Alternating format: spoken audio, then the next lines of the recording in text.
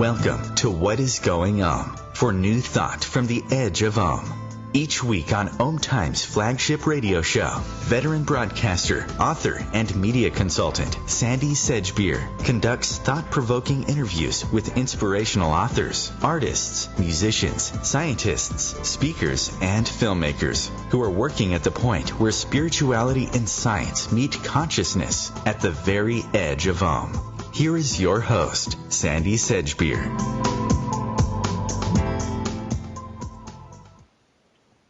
Hello. Reincarnation is a topic which has fascinated people for millennia. Indeed, the very mention of the word, invariably elicits a whole slew of questions like, are past lives real? If so, what is their purpose? Do we have to have them, or do we have a choice in the matter? Are they mapped out in advance? If so, who's doing the mapping? And what do we do in between them? Do you believe in past lives? Or are you convinced that this existence is all you will have? Either way, stay tuned, because tonight we're going to be delving into this tantalizing topic with popular broadcaster and best-selling author Barry Eaton, whose latest book, Past Lives Unveiled, discover how consciousness moves between lives, expands our understanding of reality, with compelling research studies on past life regressions conducted by world-famous experts in this arena, as well as some of Barry Eaton's own personal experiences. Barry Eaton, welcome. It's good to have you back on the show. Oh, great, Sandy. Lovely to be here. Barry, your book, Past Lives Unveiled, is the third book in a trilogy which began with Afterlife in 2011 and then No Goodbyes. Before we get stuck into your research and your personal adventures with the afterlife and reincarnation, tell us a little bit about your own journey from radio and TV presenter and newsreader with the Australian Broadcasting Corporation to producer and presenter of the highly popular internet radio program and podcast Radio Out There.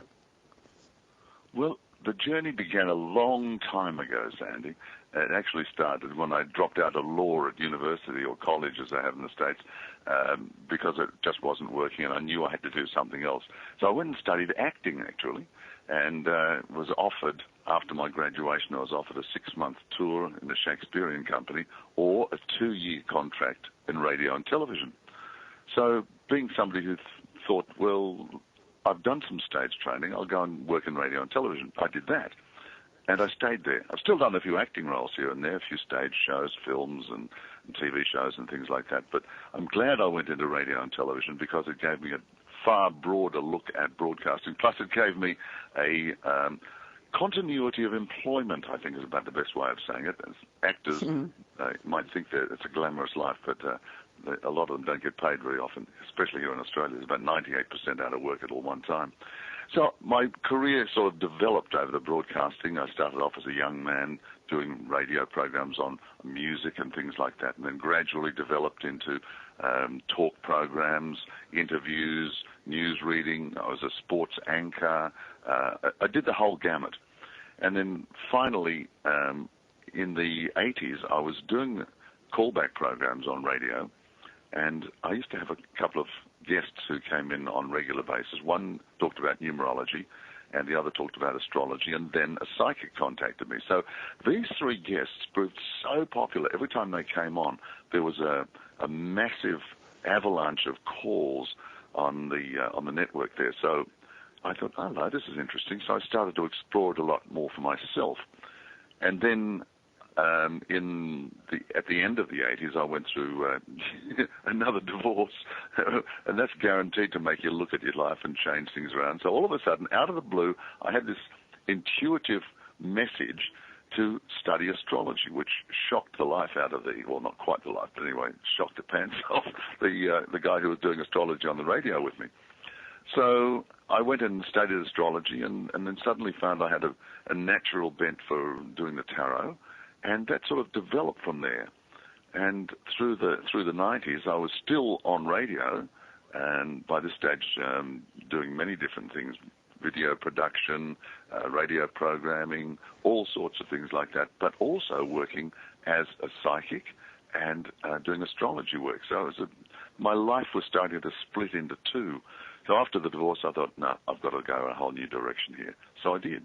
And it just worked from there, Sandy. And I know that the work that I'm doing ever since in the area of, I do personal consultations for people involving astrology, and now I've graduated and I do medium work as well, psychic work, and now past life work. So that's gradually taken over my life. I still do the odd documentary narration or the odd commercial voice or something like that, but I find more and more now my life has gone down the spiritual path that I was destined to go on. But all that early training and working on radio and on TV gave me the ability to talk, as you can hear now, get me going, and I can go forever. And it gave me that ability to communicate with an audience that I couldn't see at first, but now I just love connecting with live audiences, not only on radio and TV, but also I give a lot of talks. I just love doing that. Even though it might only be 8 or 10 or 12 people, I still just love having that personal contact. So all that communication training has really, I believe, just been the early part of what was my real purpose in life, which is what I'm doing now. Yeah, isn't it interesting when we look back and we find all those little threads that come together that, we don't understand at the time, but only ever in retrospect. So, well, I past think that, lives... we don't always have to reach our purpose in life in the very early stages. And for many of us, it's not until much later in our life. I know you understand astrology the same as me. And around about those late 50s, when we have a second Saturn return, that can be when we really, really find our true destination in life. I know. And, Saturn return comes somewhere, around about 58 years old for many people. It's a shame, isn't it? You've got to wait that half of your life before you find what you're really here for. Well, not everybody, but it certainly was for me, probably, yeah. Well, yeah, I think it was a little bit earlier than that for me, but it's certainly taken a long time to really pull all those threads together and settle in to the mission, so to speak. But let's talk about Past Life Unveiled. I mean, it features case studies from a fascinating past life project by the late Dr. Michael Newton, who was an eminent psychologist and past life expert. He wrote the seminal books Journey of Souls and Destiny of Souls. What was so important about his case studies that you had to include them in this book? Well, Michael, and I never met the man personally, but I was actually given the honour of doing a radio tribute program for him when he passed in 2016. So I feel as if I know at least part of him, and maybe I've connected in spirit, I don't know. But I connected with the person who was the president of the Michael Newton Institute, Peter Smith, who I worked with on this book of mine, Past Lives Unveiled. And Pete wrote the introduction, did a lot of regressions with me, and also cleared the way for the case studies that you talked about. But Michael Newton, as a past life and life between life researcher, was brilliant. Not only a qualified psychologist, who started off like most of us as a bit of a skeptic, and then little by little was totally convinced by life as it unfolded, studied over 8,000 cases. So we're not talking about a couple of random little past life regressions here. We're talking about 8,000 case studies. Now, there's gone on through the Institute to be thousands more. And when you correlate all this information, you find that it's not just some kind of weird woo-woo kind of stuff that people can dismiss and say, oh, that's just a load of old rubbish. There is just incontrovertible evidence of past lives, that we all lead more than one life. And Michael Newton was the pioneer, I believe, in this kind of study. I mean, we've had a lot of other people, Raymond Moody, so many other people who've written books about past lives, done a lot of case studies. Professor Ian Stevenson did a lot with children. But Michael Newton, to me, is the iconic researcher into past lives. So that's why I was so thrilled to be able to include his work or part of his work in my book, and also to associate myself now with the Newton Institute, of which I'm now a member.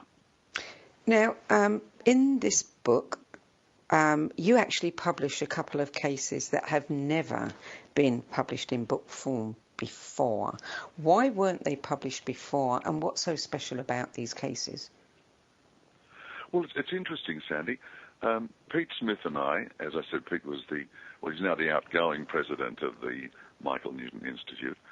But at the time we were doing the research and everything like that, Pete told me about these two cases that Michael had done earlier in his work and sort of put the case studies away and forgotten about them. And when he got them out and was talking to Pete about them, he said, "Oh, yeah, people wouldn't be interested in this." He said, "You're joking," said Peter Smith. "Of course they would be." I said, "Oh, do you think so?" So anyway, time went on, and then Michael passed, as I said, in 2016. And Pete, working with the other board members of the Institute and Michael's wife, decided that they were able to release a couple of various things like this, and I was given access to them. And I was absolutely delighted because they've been released to members of the Institute in their internal newsletter, which is not released to the public. But I was given permission to be able to include them in my book, Past Lives Unveiled, to be able to quote the full case studies. And I did it. I didn't change any words around. I just recreated those files as Michael Newton compiled them and put them into his case study files.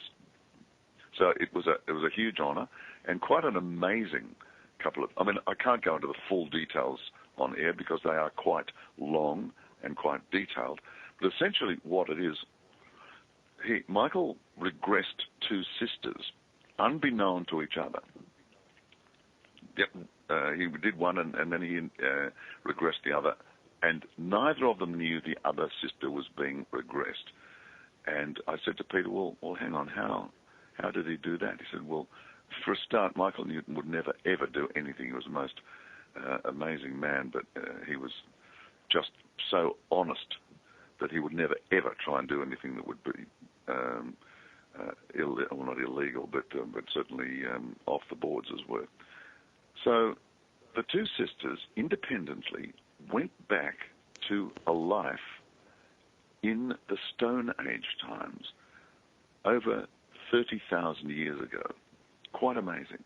And they both went back and they shared this life, not as sisters, but in this instance as brother and sister in the Stone Age tribe that were living in caves. We're not quite sure where the caves were, but they were near a river. And each independently gave names, gave details of life that were so matching, but yet complemented each other, added more details, more facts, more observations than the other one did. So putting the two of them together gave a wonderful insight into life in those days, which was pretty basic, let me tell you. So it makes fascinating reading. Oh, I'm certain that getting two people who don't know about one another, both coming up with the same story, is pretty convincing. Yeah, I can understand how that would blow your socks off. You mentioned that you were hypnotically regressed by Peter Smith, and you share some of your stories in the book, but apparently you had an unexpected off-world experience while in regression with him. Can you tell us a little bit about that? Yeah, well, I was talking to Pete about this because I wanted, in my research, to go beyond just the obvious case studies. There have been a lot of books written about past lives and reincarnation, and they all include case studies, as indeed I do in my book as well. But I wanted to go beyond that and put some fresh, newer material in. I wanted a different approach. So when I started working with Pete, he is now, or has now, moved on from his past life and life between life work, and he is now running a whole program called Quantum Consciousness. and I've interviewed him a couple of times on my radio program, Radio Out There. And we've talked about the whole area of, obviously, the quantum side of existence. And, quantum research has been around for a long time now, so there's nothing new about this. But when you start to look at it in the areas of consciousness, you realize that life is more than just stuck on this planet. That I think any of us who've done any kind of research or whatever into life on other worlds, well, we're pretty much convinced that we are certainly not the only life form in this or any other universe. I mean, how arrogant to think that in the first place. So it's not unsurprising that we as human beings or life forms on this planet could well have had lives on other planets. And when I put this to Peter, he told me that of all the regressions, and he's done hundreds of regressions, and he said just about every single person has gone back independently and voluntarily within their regression to a life on another world. He doesn't even have to trigger this response. It happens. So basically, the majority of us have all had lives on other worlds as part of our soul lineage. Understanding, of course, that we're not just human forms. That's just a vehicle for us to have a human experience. We are essentially energy forms, a soul wrapped in a spirit, attaching itself to a human body as a vehicle for our earthly experiences. So it makes sense that we would have experiences on other worlds so that we are able to explore the entire existence, really, as part of our soul's journey, which may be in linear time extending over, well, who knows how long, thousands, maybe even hundreds of thousands of years. Well, we're going to go to a break now, Barry, but after we come back, I'd like you to tell me a little bit about the other world that you found yourself on. You're listening to What Is Going On. I'm Sandy Sedgbeer. My guest today is broadcaster and best-selling author Barry Eaton, and we're talking about his latest book, Past Lives Unveiled. Still to come, old souls, new souls, parallel lives, past lives on other worlds, and in other dimensions, and more after this break.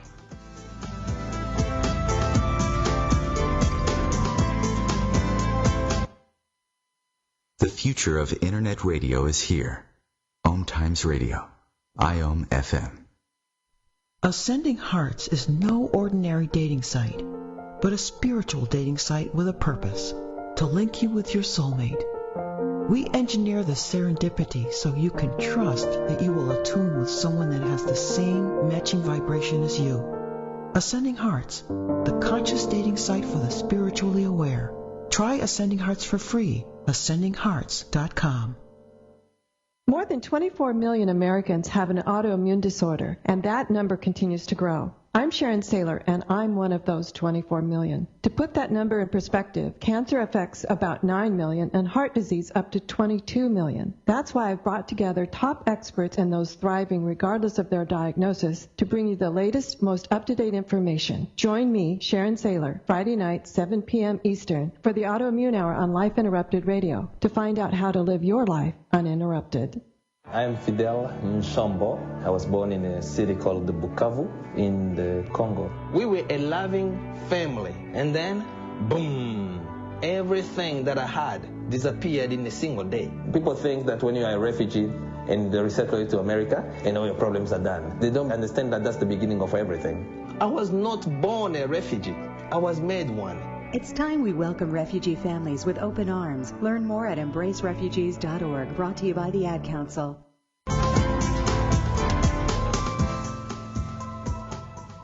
Welcome back. Barry Eaton, tell us about this off-world experience. What world were you on? This is the interesting thing, isn't it? I wish I knew which world I was on. But the whole area of parallel lives in other dimensions and on other worlds was so fascinating when I got into this whole area.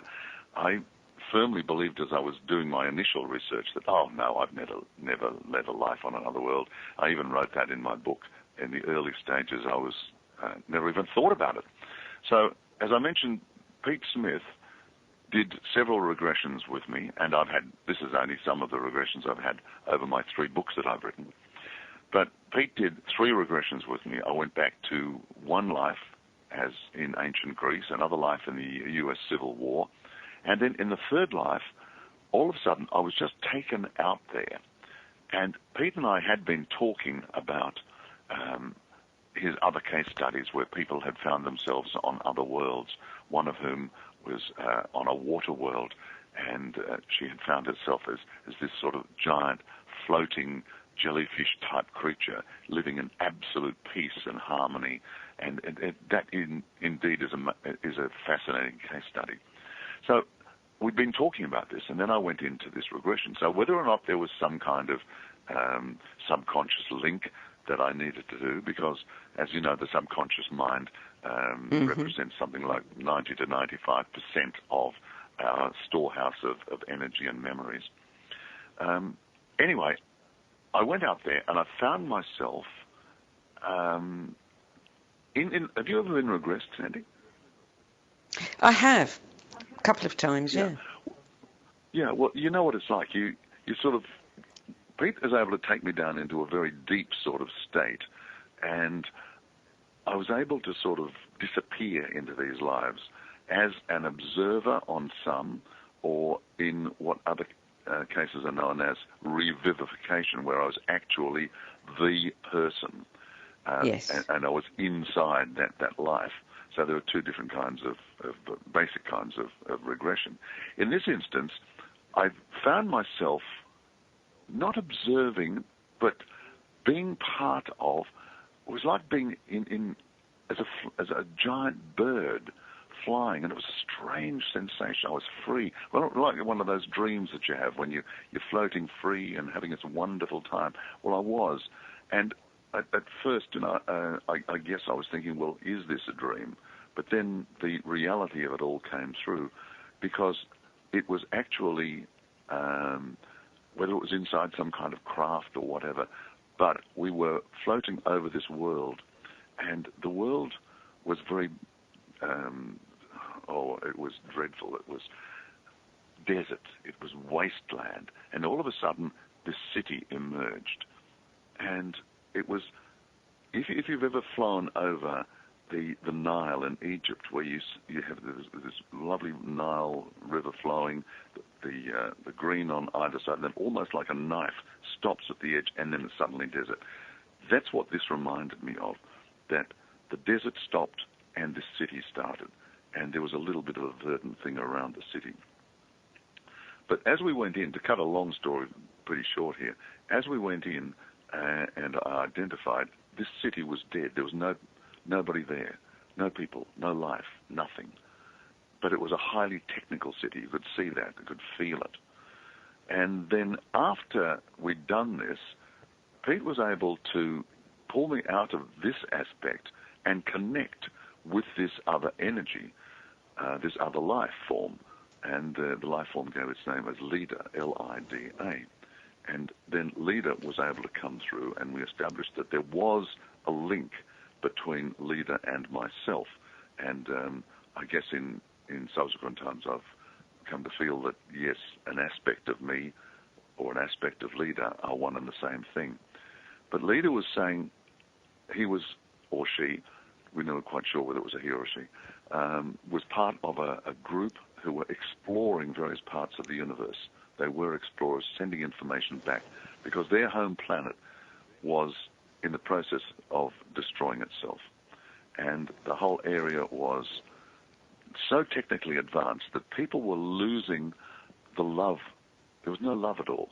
And there was certainly no love on this world that we were looking at, because Lida was able to access the memories, the energy, or whatever it was, and worked out that this was the whole area that had caused the death, the destruction of the world. Much the same as Atlantis. It had just gone far too overboard with the technicalities of things, and the humanity side of things was missing. And Lida was out there trying to, as one of a group, send information back so that they could learn on their planet to avert this kind of disaster. So when Peter was able to then link the consciousness of both Leader and myself. Leader was able to then be incorporated through his instructions. He's a wonderful, wonderful regressor, by the way. He was able to link the two of our consciousness so that we could speak to each other. And Leader was then able to tune in through me onto this world. And then suddenly, well, he'd never heard of Earth before. I say he. They'd never heard of Earth before, didn't know anything about it, but then realized that this could well be another area of research in the future. So it was a fascinating thing for me to come back, because I don't remember most of it, but it was all recorded.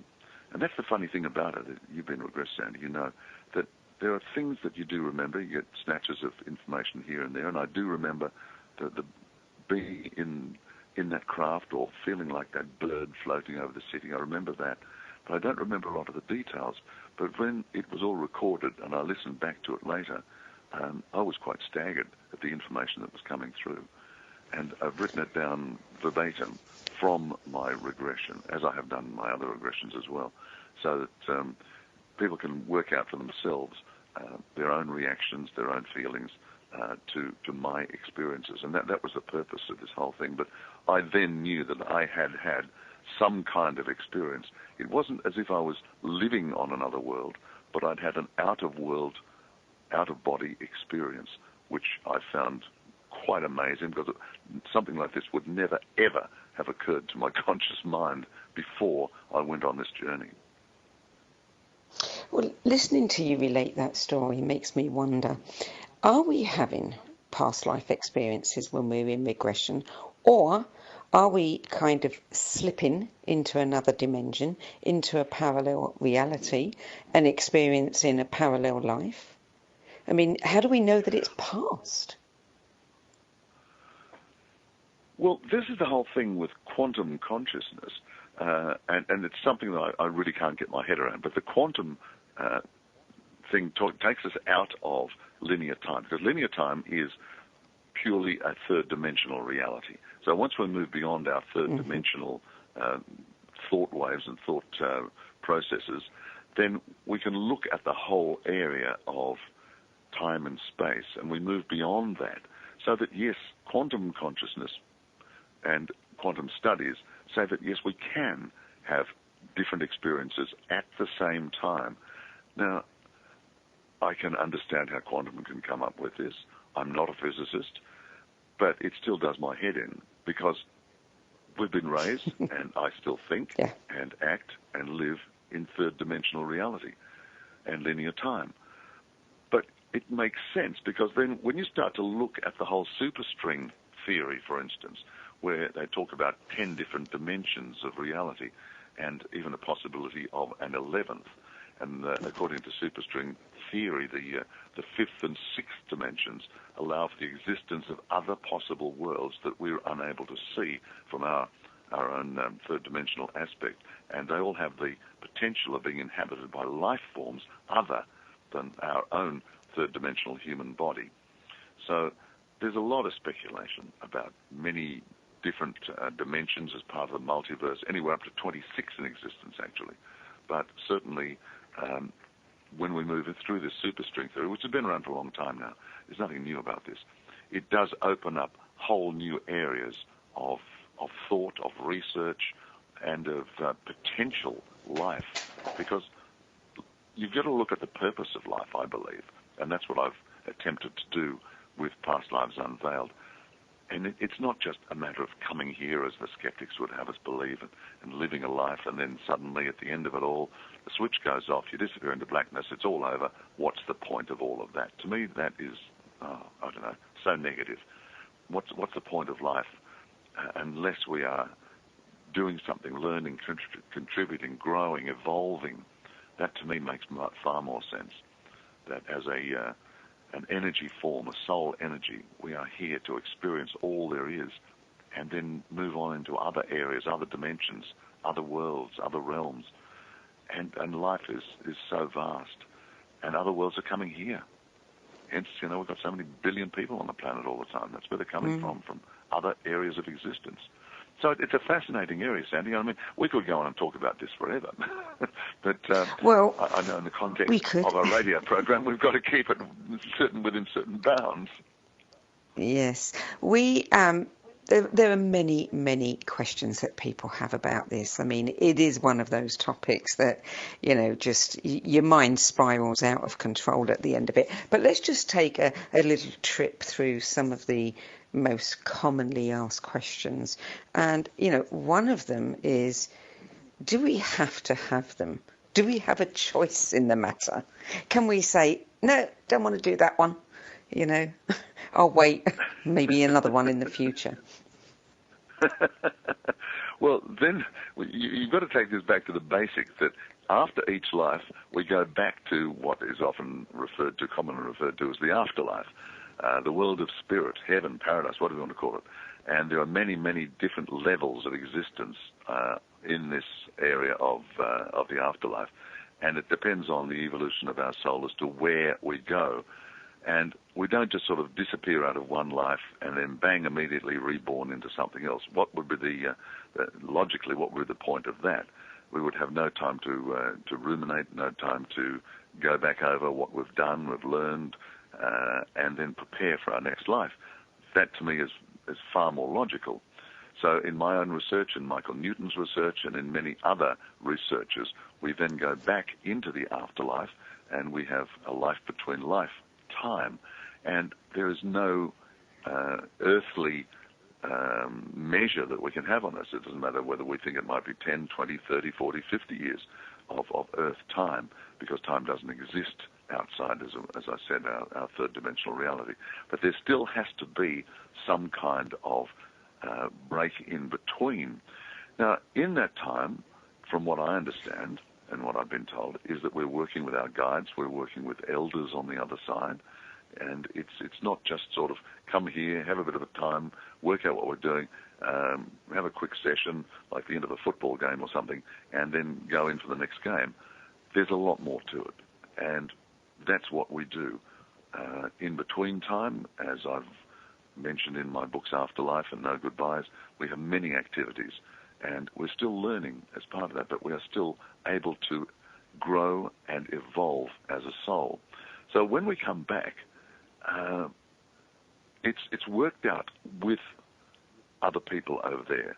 As I said, the guides, the elders, and we are usually either instructed or working with, and we agree to come back in certain areas with certain people to go on to the next phase of our life.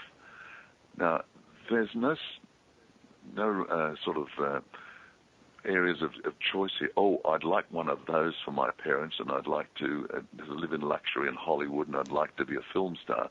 There's none of that sort of thing. It's all worked out according to the individual. And because we've got 7 billion people in the world at the moment, everybody has their own unique story. So it's very difficult to generalize. Can we stay? Can we come back? Do we choose our time? I think there are many, many different possibilities. And for me to generalize and say, this is how it works, I can't remember from my last time over there exactly how it works for everybody. I haven't got that far in my research. When I go back at the end of this lifetime, I certainly hope, with the work I've done here now, I will be able to move more and do a bit more research into that so that I can move on to that phase of my life, whether it's over here or on another world or whatever. I think that's the bit that gets most people is, why don't we remember them? Why can't we remember them? It would be so useful if we could. But one thing people often use... Sandy. It wouldn't be useful at all. Can you imagine coming Well, it would for those of us that are curious and those of us that like research. Yeah. But if you came back, and that's why we talk about dropping the veil, if you came back and just remembered everything, and it all crowded into your mind at some stage, most inconvenient times of the lot, how would you be? I've had several lives, quite a few lives as a warrior, as a soldier. Can you imagine some of the dreadful things that have happened in war that suddenly would crowd into my life at the most inopportune moment? I would go absolutely mental, or even more mental than I am.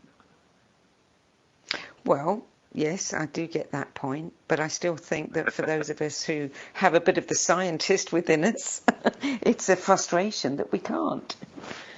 But we can. We do it through regression. We access the subconscious. That's where our memories are stored. As I said, in that 90 to 95% of our mind, the subconscious mind, we've got the forgotten memory, the hidden memory of past lives, the immortal memory, the collective memory of humankind. It's a storehouse of information. It's there, and we can do it. And people like Michael Newton and Peter Smith and so many others have accessed this. We can do it. We just can't necessarily do it. We can get hints and all sorts of things with deja vu, but to be able to go into it in detail to work out how it can benefit us, we've got to do this in a very conscious sort of a way, and that's by regression. Do you think it does benefit people? I mean, in your research, have you found people who have been regressed who said that their lives are better for having been regressed? This all depends on the individual, but as I've said in my own research and in all my talks, you don't go back. There's not a Hollywood time tunnel. It's not a fun experience. Oh, I wonder what I was in a previous life. I'll go back and see if I was actually, Cleopatra's barge boy, or whether I, marched with Julius Caesar or whatever. No, it's not that. You're going back into past lives to access information that can help you in this life. Maybe we can talk about that more, because I know you've got a break coming up.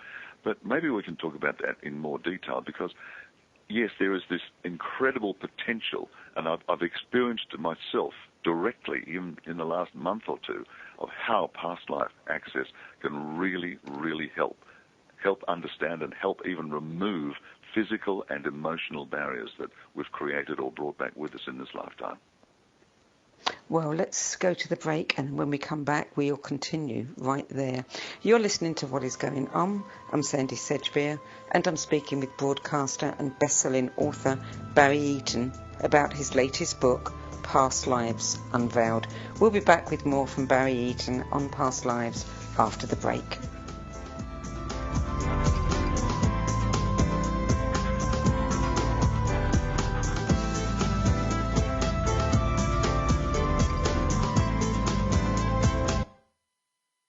The cutting edge of conscious radio, OMTimes Radio, IOM-FM. Being a radio host on IOM-FM allows you to build your show on a rich platform with the power of the internet to fulfill your outreach goals and connect with a very specialized and global online audience, unlimited by time and distance. OMTimes Radio will provide you with web relevance, a recognizable conscious brand, and with the standard of excellence that has accompanied every single OMTimes endeavor. Host your show with OMTimes Radio Network. Hello, I'm Lisa Berry. Join me every Monday at 1 p.m. Eastern Time for Light on Living, a chance to see new, hear different, and feel more as I shine the spotlight on all the ways to lighten the load of life's challenges. Light on Living is your link to that new way you're looking for, that new understanding that will enhance your life, and that positive connection that will support your growth. So join me, and you'll gain insight and start to see things in a new way that motivates you. Imagine being fired because of who you love. Imagine being denied medical treatment because of who you marry. Imagine being evicted because of who you are. Millions of Americans don't have to imagine this. They have to live it. Because in 31 states, it's legal to discriminate against LGBT people. Get the facts at beyondido.org. Brought to you by the Gill Foundation and the Ad Council.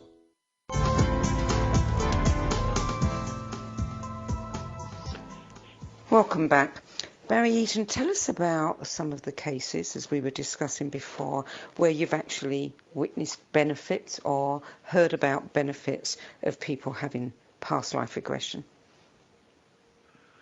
There are many of these cases, Sandy, where people have brought back karma from past lives, and that's one of the reasons we do come back, is to clear past karma for ourselves, and also to help other people, members of our soul family and extended soul families, to help them clear some of their karma. We're all working together in this instance, and I can speak personally of a couple of cases that I went back to a particular lifetime as a young philosopher in ancient Greece, back in the times, for instance, when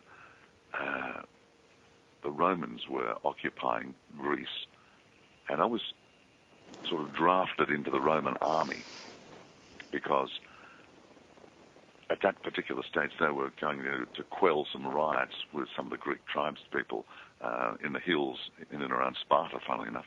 And I was taken down there because I was able to communicate with both peoples and everything like that. I was educated, a man of some kind of position. And at the end of that, the whole thing turned out to be absolutely chaotic because of the fact that they were all the Greek people were massacred by the Romans who weren't going to stand for any kind of uprising at all. So when they were attacked, the Romans just turned around and got stuck into them and killed everybody, which is, I guess, what Roman armies used to do in those days. So at the end of all of this,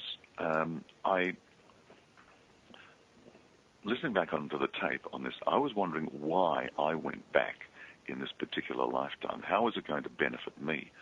And Peter Smith, who did the regression, at the end of this, connected me with my soul energy. Now, just to explain very briefly, we don't bring all of our soul energy back in any one lifetime. And we might only bring 60, 70%. Sometimes people bring a bit less, and that can impact on health, actually, funnily enough. But there's always part of ourself that is left in the world of spirit. We call it the oversoul, our higher self, whatever you like. But Peter was able to connect with my soul, and I've got all this on recording, and I didn't know any of this until after I came out of this regression. And if I can just quote from the book here, he urged my soul to go deeper and across the lineage of every lifetime I've lived and asked why it was important for me to see this particular lifetime. And my answer is to help me and maybe get the word out as well. And my reply was to respect each other, to understand that because we have a way of life that is not necessarily the best or the only way of life, there are many cultures, many belief systems, histories, attitudes, behavioral patterns. There is not one common behavior pattern. And that is what humanity is, a huge variety, and we need to learn to respect this. I need to learn to respect this. And Pete then said, help me understand the message that needs to be offered to humanity as a result of this discovery. And my answer was, humanity is like a diamond. It has many facets, but each one of these facets makes up the whole. Humanity is not one single facet. It's just part of a network, a tapestry, and we're all part of each facet. There's a little bit of us represented everywhere. We've got no right to look down on another part of the world, another race, any other belief system. We're all part of this diamond, and we may well have been an integral part of all of these facets at some stage. Now, to me, that was a vital message, because the division in the world at the moment and the hatred that's going on from one race to another, from one religion to another, from one belief system, from one whatever, it's really tearing this world apart. So my soul, and I'm sure I'm not the only one getting this message. I'm not saying that, I'm some really special person here. I'm one of many messengers, I feel, that this message has to be got out. My soul, which is being worked at or not controlled, but certainly influenced, that's the word I'm looking for, influenced by my guides and all the people I'm working with in spirit, wanted me to understand why my soul took me back to that particular lifetime. And I think that message, Sandy, is not only healing for me, because I got some messages there, because I'm just as guilty as anybody else to occasionally say, well, what are these stupid people doing? What are they? I don't believe what they're believing. But they've got a right to do that. And I was given a bloody good lesson as to why I need to pick up my game and maybe pass that on. And if it helps a few other people, great, there's a healing in that. So that's one instance of how healing can happen. Healing doesn't always have to be emotional or physical. There can many, many different ways of healing, as I'm sure you already know. One thing people often use to discredit the idea of reincarnation is that there are multiple cases of people claiming to have been the same famous person in a previous life. But you say that in your experience, and that of both Michael Newton and Peter Smith, it's pretty rare to find anyone who's, experienced a famous life. Although there was one case in your book of the man who walked with Jesus. Would you share that story with us? Yeah, sure. This was a guy called John Davis that I interviewed on my radio program many years ago now, and a book was written about him called John of Old, John of New. And to cut a long story short once again here, because these case studies go on for quite a few pages, and they're really worthwhile investigating. John, after many rejections of the fact that psychics would run up to him in various places and say to him, you walked with Jesus, you were the Apostle John, the disciple John. And he said, no, a load of rubbish. Because he was going around with these medieval fairs, and he was doing sword fighting exhibitions and things like this. But anyway, after a certain series of incidents, he then came to believe that yes, he was the Apostle John, Matthew, Mark, Luke, and John. Okay, so at that stage, various things were happening, and he still questioned all this, didn't really believe it. Somewhere along the line, he had all this proof and everything like that. But there have been a couple of other people who've had this as well. And the finding that I've come up to, and John agrees with this, is that an aspect of him was part of the disciple John. So that he was actually part of it. He's brought back part of that energy, because we are energy, and energy can be split, soul energy can be split. And advanced souls move in many different areas. Advanced masters can be in thousands of different locations simultaneously. So that's one of those very unusual things. But John never, ever really felt that he was just the direct incarnation, but an aspect of him was. And I think that's what happens with a lot of people. I've never come across anybody who has been able to prove, nor have I spoken to any of my other fellow, Peter Ramster in Australia, wonderful psychologist, man who's probably the best known past life expert in Australia. He never ever had one single person. Some people believe that they were, and somebody I know says that she was a pope in one life and a queen in another. From what I understand from the person who regressed her, that just isn't true. So I think there's a lot of this, I was a famous person in another life, and that's where the skeptics have a field day. So it's something really to be treated very, very sort of lightly, I think. And that's where I think it can become less than beneficial, because there's the danger there that people who believe that, believe they've experienced that, could become so enamoured of the past life, which might sound more glamorous than the present life, that they don't want to engage in the present one. No, but where is that coming from? Is that just coming from their own dreams, their own reading, their own fantasy, their own imagination? It's certainly not coming from their deep soul subconscious area. It's just something, and who knows? I don't wish to say that they might have mental problems, but it's certainly something that a lot of people have conditions that can be dangerous, and that could be just another of them. It's something that I'm very leery of. Let me put it that way.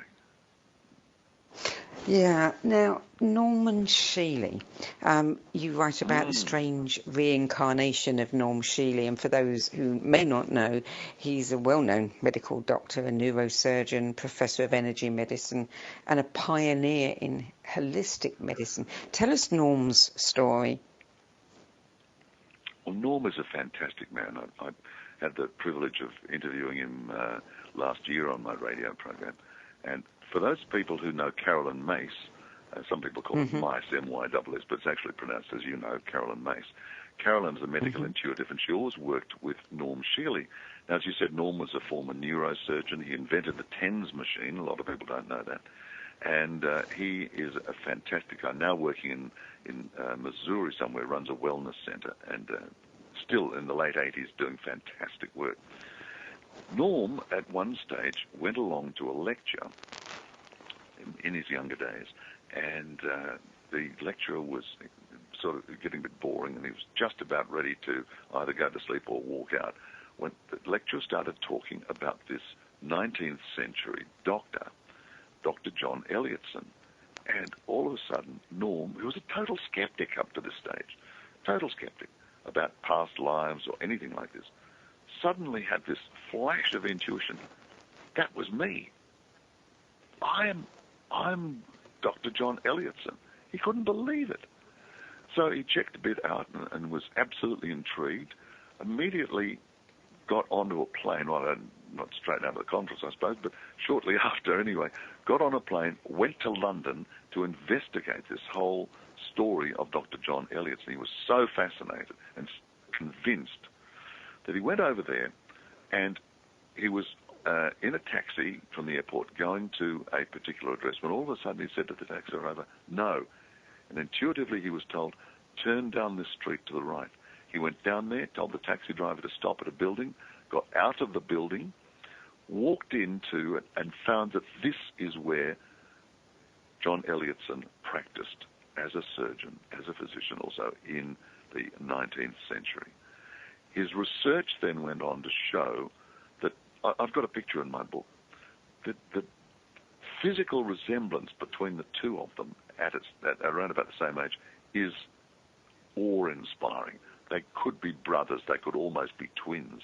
They look so much alike. Norm found out that John Elliotson had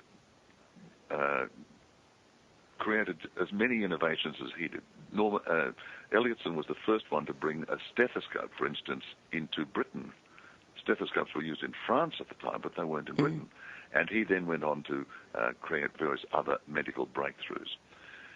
Now, Norm, in this lifetime, has worked in pain management, in neurosurgery and whatever, realized that some of the work that Elliotson had done was either incomplete or times had moved on and he needed to be updated.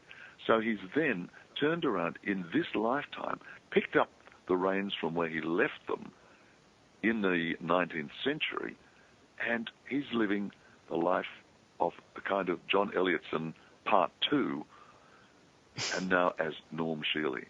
And it's an amazing story. It's absolutely incredible. And he's not the only one. There's another case in my book as well. Tom Smith found out that he was a jazz musician back in the Chicago jazz era days. So these are two instances that I talk about where people have picked up from past lives and gone on, and it's an incomplete situation. Now, this is pretty rare, as you can imagine, but they're fascinating cases, Sandy. Absolutely fascinating. And when they come from people like Norm, with his credibility, they become all the more credible themselves. Yeah. Barry, we're almost out of time. I've got two quick questions for you. One is, you've said that living multiple lives over countless years provides us with the opportunity to have as many experiences as needed to understand ourselves and our place in the universe. So what happens when we've had as many as we needed? Where do we go and what do we do? That's the real big question, isn't it?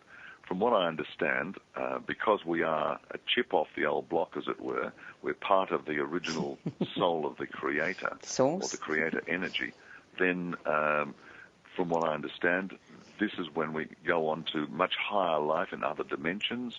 We can go into energy lifetimes, lifetimes as pure light, and eventually even go back and rejoin that soul of the Creator. It's a long, long journey, though, Sandy, and I can't speak because I'm nowhere near that particular stage in my lifetime. But it's a fascinating thought, and I'd love to know more myself.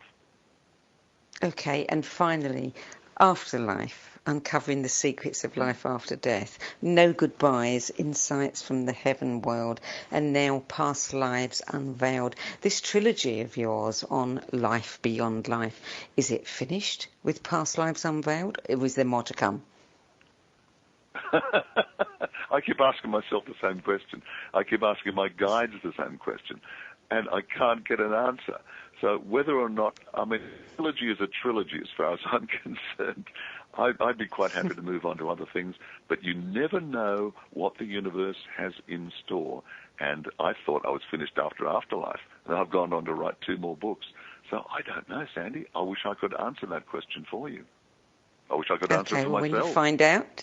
When you find out, let me know. Barry Eaton, thank you for joining us today. Sandy, thank you. It's been a delight talking to you once again. You too. Past Lives Unveiled, Discover How Consciousness Moves Between Lives by Barry Eaton is published by Rock Paul Publishing. For more information about Barry Eaton's book, visit Barry Eaton, EATON.com. And you can also listen to Barry's... No, .com. It's not .com. I'm not on barryeaton.com. No, radiooutthere.com. I don't know where that address came. That's not me. It's radiooutthere.com. Okay. I think I saw one of your books there, Barry, barryeaton.com, because I checked it. No, I don't and, own of course, that there is radiooutthere.com. Okay, well, certainly they can check you out at radiooutthere.com. I'm Sandy Sedgbeer. Thanks for joining me today, and I look forward to being with you at the same time next week. Till then, it's goodbye from me.